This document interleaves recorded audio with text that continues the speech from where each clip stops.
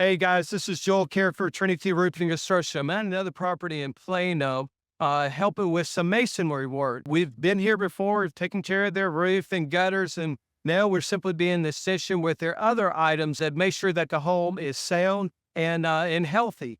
In this particular case, was going through and you can see was with decorated cast stones. Even when there's a masonry put on, it had very little support. So we're adding framing in the back side of it to not just take care of it for an interim, but to take care of it on a permanent basis. Mortar is one of these kind of things that over time is this starts to deteriorate. And this is very common, especially around these arches. This isn't an uncommon problem. We're very busy with it, but if again, we have the skills, we have the knowledge.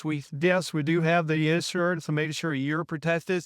But if it's ever a case, you're just making sure with your home on whatever it may be, it might be just making sure the roof is healthy. It is from painting, it's some woodwork because of squirrels, insulation. It says as we get into the colder months, making sure you're fully protected there. Let us know how we can be a resource. Love to come and do an assessment and see how we can take things off your list. We always have you covered.